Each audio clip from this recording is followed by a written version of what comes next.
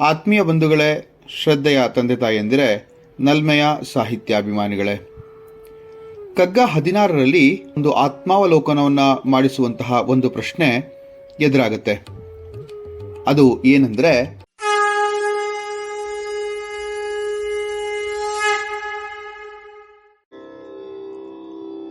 ಇಳೆಯ ಬಿಟ್ಟಿನ್ನು ಮೆತ್ತಲು ಮೈದದ ಪ್ರೇತ ವಲೆವಂತೆ ಲೋಕ ತಲ್ಲಣಿಸುತ್ತಿಹುದಿಂದು. ಹಳೆ ಧರ್ಮ ಸತ್ತಿಹುದು, ಹೊಸ ಧರ್ಮ ಹುಟ್ಟಿಲ್ಲ, ತಳಮಳಕೆ ಕಡೆಯೆಂದು ಮಂಕುತಿಮ್ಮ. ತಳಮಳಕೆ ಕಡೆ ಎಂದು ಮಂಕುತಿಮ್ಮ ಅಂತ ಕೇಳಿದ್ದಾರೆ. ಇಹ ಸಂಸಾರೇ ಬಹುದುಸ್ಸಾರೆ ನಹಿ ನಹಿ ರಕ್ಷತಿ ದುಃಖಿಂಕರಣೆ ಅಂಥೇಳಿ ಶಂಕರಾಚಾರ್ಯ ಹೇಳಿದ್ರೆ, ಅದೇ ಒಂದು ಮಾದರಿಯ ತತ್ವಜ್ಞಾನದ ಒಂದು ಪ್ರಶ್ನೆ ಇದಾಗಿದೆ. ಈ ಕಗ್ಗ ಹೀಗಿದೆ: ಈ ಭೂಮಿಯನ್ನ ತೊರೆದರೂ ಇನ್ನೂ ಬೇರೆ ಕಡೆ ಹೋಗದೆ ಪ್ರೇತ ಬಲೆದಂತೆ ಇಲ್ಲೇ ಇದ್ದು ಈ ಲೋಕ ಇವತ್ತು ಒಂದು ವಿಧವಾದಂತಹ ಒದ್ದಾಟದಲ್ಲಿದೆ.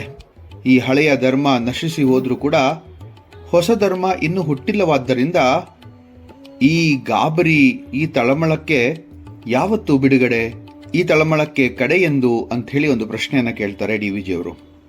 ಹಳೆಯದನ್ನು ಬಿಟ್ಟರೆ ನಮ್ಮ ಅಸ್ತಿತ್ವವನ್ನು ಕಳೆದುಕೊಳ್ಳುವಂತಹ ಭಯ, ಇತ್ತ ಹೊಸದರ ಒಂದು ಹೊಸತನದ ಮೋಜು, ಇದೇ ಆಗೋಗ್ಬಿಟ್ಟಿದೆ ಅನಿಸುತ್ತೆ ಈಗ ಈ ಜಗತ್ತಿನ ಒಂದು ಪರಿಸ್ಥಿತಿ. ಈ ಸಮಾಜದಲ್ಲಿ ಹಳೆಯದನ್ನು ಬಿಟ್ಟೂ ಬಿಡದ ಹಾಗೆ, ಹೊಸದನ್ನು ಹಿಡಿದು ಹಿಡಿಯದ ಹಾಗೆ ಬದುಕುತ್ತಿರುವಂತಹ ಅನೇಕ ಮಂದಿ ಇದ್ದಾರೆ. ಎಲ್ಲದರಲ್ಲೂ ಕೂಡ, ಎಲ್ಲ ಕ್ಷೇತ್ರದಲ್ಲೂ ಕೂಡ ಬದಲಾವಣೆ ಬಂದಿದೆ. ಪರಿವರ್ತನೆ ಜಗತ್ತಿನ ನಿಯಮ ಅಂತ ಗೊತ್ತಿದೆಯಲ್ಲ. ಈ ಬದಲಾವಣೆಗೆ ಹೊಂದಿಕೊಂಡು ಹೋಗುವಂತಹ ಮತ್ತು ಆ ಬದಲಾವಣೆಯನ್ನು ತಮ್ಮದಾಗಿಸುವಂತಹ ಒಂದು ವಿವೇಚನೆ ನಮ್ಮೆಲ್ಲರಲ್ಲೂ ಇದೆ. ವಿದ್ಯಾಭ್ಯಾಸದ ಕ್ಷೇತ್ರದಲ್ಲಿ ಬದಲಾವಣೆ, ಹೊಸ ಹೊಸ ಸಾಧನಗಳು, ತಂತ್ರಜ್ಞಾನಗಳ ಭರಾಟೆ, ಜಾಗತೀಕರಣ, ಹೀಗೆ ಹಲವಾರು ಬದಲಾವಣೆಗಳನ್ನು ನಾವು ಕಂಡಿದ್ದೇವೆ. ಭಾಷೆ, ಜೀವನ ಶೈಲಿ, ಉದ್ಯೋಗ, ಸಂಪಾದನೆ ಎಲ್ಲವೂ ಇಂದಿನ ಜನಾಂಗದ ಮೇಲೆ ಪರಿಣಾಮವನ್ನು ಬೀರಿದೆ. ಈಗ ನಾವು ಹೊಸದಾಗಿ ಕಾಣ್ತಾ ಇರೋದು ಅಥವಾ ಹೊಸ ವಿದ್ಯಮಾನಗಳು ನಮ್ಮ ಭಾರತಕ್ಕೆ ಹೊಸದೇನಲ್ಲ. ಅಂದಿನ ಭೌಗೋಳಿಕ, ರಾಜಕೀಯ, ಸಾಂಸ್ಕೃತಿಕ ಮತ್ತು ಆರ್ಥಿಕ ಪರಿಸ್ಥಿತಿಗಳು ಇಂದು ಕೂಡ ಹಾಗೇ ಇದೆ. ಶುದ್ಧ ಸತ್ವದಲ್ಲಿ ಯಾವುದು ಪುರಾತನವೋ, ಯಾವುದು ಸನಾತನವೋ ಅದನ್ನು ಪಾಲಿಸುತ್ತಿರಬಹುದು. ಆದರೆ ಒಟ್ಟಾರೆ ಸಮಾಜವನ್ನು ನೋಡಿದಾಗ ಏನೋ ಸರಿ ಇಲ್ಲ ಅಂತ DVG ಅವರೇ ಹೇಳ್ತಾರೆ. ನೋಡಿ, ಈ ಸಮಾಜದಲ್ಲಿ ಬದಲಾವಣೆ ಎಷ್ಟು ಅವಶ್ಯಕವೋ ಅಷ್ಟೇ ಹಳೆಯದರ ಒಂದು ತತ್ವ ಅಥವಾ ಅಸ್ತಿತ್ವ ಅಷ್ಟೇ ಅವಶ್ಯಕ. ನೆನ್ನೆ ಇದ್ದಂತೆ ಇಂದಿಲ್ಲ. ಬದಲಾವಣೆ ಜಗತ್ತಿನ ನಿಯಮ ಕರೆಕ್ಟು. ಆದರೆ ಈ ಬದಲಾವಣೆಗೆ ಒಂದು ಸರಿಯಾದಂತಹ ಸಮಯ, ಕಾಲ ಕೂಡ ಒದಗಿ ಬರಬೇಕಲ್ವಾ. ಮಡಿಕೆ ಇಂದು ಬದಲಾವಣೆ ಆಗಿ ಅದು ಹೊಸತು ಅನ್ನೋದೇ ಆದರೆ ಅದರ ಹಿಂದೆ ಇರುವಂತಹ ಮಣ್ಣು ವಾಸ್ತವ ಅಲ್ವೇ? ಈಗ ಒಂದು ಸುಂದರವಾದಂಥ ಕತೆ ನನಗೆ ಜ್ಞಾಪಕ ಬರ್ತಾ ಇದೆ.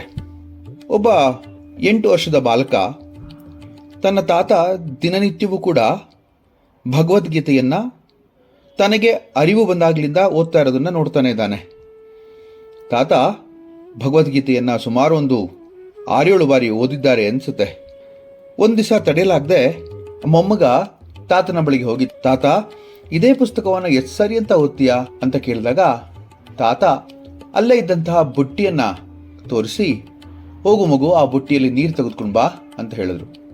ಸರಿ ಅಂತೇಳಿ ಆ ಮೊಮ್ಮಗ ಓಡಿ ಹೋಗಿ ಬುಟ್ಟಿಯನ್ನು ಎತ್ಕೊಂಡು ಅಲ್ಲೇ ಇದ್ದಂತಹ ಒಂದು ತೊಟ್ಟಿಯಲ್ಲಿ ಅದನ್ನು ಮುಳುಗಿಸಿ ನೀರನ್ನು ಎತ್ತಿ ತರುವಂತಹ ಪ್ರಯತ್ನವನ್ನು ಮಾಡ್ತಾ ಇದ್ದಾನೆ. ಮೊದಲನೇ ಬಾರಿಗೆ ಮಾಡಿದಾಗ ಎತ್ತದ, ಆದರೆ ಅದರಲ್ಲಿ ನೀರು ಸಿಗಲಿಲ್ಲ. ಸರಿ, ಮತ್ತೊಮ್ಮೆ ಪ್ರಯತ್ನವನ್ನು ಮಾಡೋಣ ಅಂಥೇಳಿ ಆ ಬುಟ್ಟಿಯಲ್ಲಿ ನೀರನ್ನು ತುಂಬುವಂತಹ ಪ್ರಯತ್ನ ಮಾಡಿ ಮತ್ತೆ ತುಂಬ ವೇಗವಾಗಿ ತಾತನ ಬಳಿ ಹೋಗುವಂತಹ ಪ್ರಯತ್ನ ಮಾಡ್ತಾನೆ. ಆದರೆ ಬುಟ್ಟಿಯಲ್ಲಿ ನೀರು ನಿಲ್ಲಿಲ್ಲ. ಸುಮಾರು ಸತಿ ಈ ಥರ ಪ್ರಯತ್ನ ಮಾಡಾದ್ಮೇಲೆ ತಾತನ ಬಳಿಗೆ ಬಂದು ಹೇಳ್ತಾನೆ, ಇಲ್ಲ ತಾತ, ಬುಟ್ಟಿಯಲ್ಲಿ ನೀರು ತರಕ್ಕಾಗಲಿಲ್ಲ ಅಂತ. ಆದರೆ ತಾತ ಹೇಳ್ತಾರೆ, ಆ ಬುಟ್ಟಿಯನ್ನು ನೋಡು ಮಗು ಒಂದ್ಸತಿ ಅಂತ. ಆ ಬುಟ್ಟಿಯನ್ನು ನೋಡಿದ್ರೆ ಸ್ವಲ್ಪ ಹಳೆದಾದ, ಕರಕಲಾದಂತಹ ಮತ್ತೆ ಕೊಳೆಯನ್ನು ತುಂಬಿದಂತಹ ಬುಟ್ಟಿ ಈಗ ಬಹಳ ಶುದ್ಧವಾಗಿದೆ. ನೀರಿನಲ್ಲಿ ಬಾರಿ ಬಾರಿ ಮುಳುಗಿಸಿ ಏಳಿಸಿದ್ರ ಪ್ರಭಾವವೇನೋ ಅದು. ಹಾಗೆ ತಾತ ಹೇಳ್ತಾರೆ, ನೋಡು ಮಗು, ನಮ್ಮ ಒಂದು ವಿವೇಚನೆ, ನಮ್ಮ ಒಂದು ಯೋಚನೆಗಳು ಹೀಗೆ ಯಾವಾಗಲೂ ಕೂಡ ಶುದ್ಧವಾಗಬೇಕು. ಆದ್ದರಿಂದ ಆ ಶುದ್ಧತೆಯನ್ನು ತರುವಂತಹ ಭಗವದ್ಗೀತೆಯಂತಹ ಮಹತ್ತರವಾದಂಥ ಗ್ರಂಥವನ್ನು ನಾನು ಪ್ರತಿ ಸತಿ ಸುಮಾರು ಸತಿ ಓದ್ತಾನೆ ಇದ್ದೇನೆ ಅಂತ ಹೇಳಿ. ಹಳೆಯ ಕೊಳಕಾದ ಬುಟ್ಟಿ ಶುದ್ಧ ಆಗುತ್ತೆ ಅನ್ನೋದಾದರೆ, ಹಳೆಯ ಕೊಳಕಾದಂತಹ ಮಡಿವಂತಿಕೆಯ ಸಮಾಜ ಶುದ್ಧ ಯಾಕೆ ಆಗಬಾರ್ದು? ಉತ್ತಮವಾದ ವಿಚಾರಗಳನ್ನು ಮನಸ್ಸಿನಲ್ಲಿ ನಾವು ನಿತ್ಯವೂ ಯೋಚಿಸಿದ್ದೇ ಆದರೆ ಮನಸ್ಸು ಬಾಹ್ಯ ವಿಷಯಗಳತ್ತ ಹೋಗುವುದನ್ನು ನಿಲ್ಲಿಸುತ್ತೆ. ಆ ಹೊಸ ಬದಲಾವಣೆ ಸರಿ, ಆದರೆ ಹಳೆಯ ಅಸ್ತಿತ್ವ ಮರಿಬಾರ್ದಲ್ವಾ? ಒಂದು ಲೋಟದಲ್ಲಿ ಉಪ್ಪು ನೀರಿದೆ ಅಂತ ಅನ್ಕೊಳ್ಳೋಣ. ಆ ಲೋಟದ ಉಪ್ಪು ನೀರಿನ ತರಹ ನಮ್ಮ ಮನಸ್ಸು. ಅದು ಶುದ್ಧ ನೀರಾಗಬೇಕಾದ್ರೆ ಇನ್ನು 10 ಲೋಟದ ಸಿಹಿ ನೀರನ್ನು ಆ ಲೋಟಕ್ಕೆ ನಾವು ಸೇರಿಸಬೇಕಾಗತ್ತೆ. ಆಗ ನಮ್ಮ ಬಳಿ 11 ಲೋಟ ನೀರಿರುತ್ತದೆ ಅಲ್ವೇ? ಸಿಹಿ ನೀರಿನ ಪ್ರಭಾವದಿಂದಲೋ ಏನೋ ಉಪ್ಪು ನೀರು ತನ್ನ ಅಸ್ತಿತ್ವವನ್ನು ಕಳೆದುಕೊಳ್ಳುತ್ತೆ. ಆದ್ದರಿಂದ ನಮ್ಮ ಮನಸ್ಸಿಗೆ ಉತ್ತಮ ಆಲೋಚನೆ ಎಂಬಂತಹ ಸಿಹಿ ನೀರು ಕೊಟ್ಟಿದ್ದೇ ಆದರೆ ನಮ್ಮ ಮನಸ್ಸಿನ ಕಲ್ಮಶ ನಾಶವಾಗಿ ಶುಭ್ರವಾಗುವುದರಲ್ಲಿ ಸಂಶಯವಿಲ್ಲ ಅಂತ ಹೇಳ್ಬೋದು. ಹೇಗೆ ಉಪ್ಪು ನೀರು ತನ್ನ ಅಸ್ತಿತ್ವವನ್ನು ನಿಧಾನವಾಗಿ ಆ ಸಿಹಿ ನೀರಿನ ಜೊತೆ ಬೆರೆತು ಕಳೆದುಕೊಳ್ತೋ, ಹಾಗೆ ಹೊಸ ಒಂದು ಆಲೋಚನೆಯ ಅಥವಾ ಹೊಸ ಒಂದು ರೀತಿ ನೀತಿಗಳಿಂದ ಹಳೆಯ ಒಂದು ಗೋಜಲಿಗೆ ಬರುವಂತಹ ಕೆಲವು ವಿಚಾರಗಳು ತನ್ನ ಅಸ್ತಿತ್ವವನ್ನು ಕಳ್ಕೊಂಡು ಅದು ಹೊಸದರ ಜೊತೆ ಸೇರಿ ಆತ್ಮವನ್ನು ಮತ್ತು ಜೀವನವನ್ನು ಶುದ್ಧಗೊಳಿಸ್ಬೋದಲ್ವೇ? ಬಾಹ್ಯ ಪ್ರಪಂಚದಲ್ಲಿ ಸ್ಥೂಲ ಸುಖಕ್ಕಾಗಿ ಅನೇಕ ಸಾಧನೆ ಯಂತ್ರಗಳನ್ನು ಕಂಡುಹಿಡಿದಿರುವಂತಹ ಮನುಷ್ಯ ತನ್ನ ಆಂತರಿಕ ಶಾಂತಿಗಾಗಿ ಯಾವ ಸಾಧನೆ ಯಾವ ಯಂತ್ರವನ್ನು ಕೂಡ ಕಂಡುಹಿಡಿದಿಲ್ಲ ಅಲ್ವಾ? ಎಲ್ಲಿಯವರೆಗೆ ವಾಸ್ತವದ ಅರಿವು ನಮಗಾಗೋದಿಲ್ವೋ ಅಲ್ಲಿಯವರೆಗೆ ನಾವು ಸುಖದಿಂದ ಅಥವಾ ಶಾಂತಿಯಿಂದ ಬದುಕಲು ಸಾಧ್ಯನೇ ಇಲ್ಲ ಅಂತ ಅನಿಸುತ್ತೆ. ಒಂದು ಕಡೆ DVG ಅವರೇ ಹೇಳಿರುವ ಹಾಗೆ, ಹೊಸ ಚಿಗುರು ಹಳೆ ಬೇರು ಕೂಡಿರಲು ಮರ ಸೊಬಗು, ಹೊಸ ಯುಕ್ತಿ ಹಳೆ ಸತ್ವ ದೊಡಗೋಡೆ ಧರ್ಮ, ಋಷಿವಾಕ್ಯದೊಡನೆ ವಿಜ್ಞಾನ ಕಲೆ ಮೇಳವಿಸೆ, ಜಸವು ಜೀವನಕ್ಕೆ ಮಂಕುತಿಮ್ಮ ಅಂತ ಹೇಳಿದ್ದಾರೆ. ಯಶಸ್ಸು ಬರಬೇಕಾದ್ರೆ, ಜಸ ಅಂದರೆ ಯಶಸ್ಸು, ಆ ಯಶಸ್ಸು ಬರಬೇಕಾದ್ರೆ ಋಷಿವಾಕ್ಯ, ವಿಜ್ಞಾನ, ಕಲೆ ಇದೆಲ್ಲ ಮೇಳೈಸಬೇಕು, ಇದೆಲ್ಲ ಜೊತೆಗೆ ಸೇರಬೇಕು. ನೋಡಿ, ಬರೀ ತರಕಾರಿ ಒಂದೇ ಸಾಂಬಾರಾಗಲ್ಲ, ಅಥವಾ ಬರೀ ಅಕ್ಕಿಯೇ ಪಾಯಸ ಆಗಲ್ಲ. ಆದ್ದರಿಂದ ಅದಕ್ಕೆ ಬೇಕಾದಂತಹ ಸರಿ ಪ್ರಮಾಣವಾದಂತಹ ಹೊಸದು ಹಳತು ಎಲ್ಲ ಸೇರಾದ್ಮೇಲೆ ಅದನ್ನು ಒಂದು ಖಾದ್ಯ ಅಂತ ಹೇಳ್ಬೋದು. ಅದು ತಿನ್ನಲು ಯೋಗ್ಯವಾಗೂ ಕೂಡ ಇರುತ್ತೆ.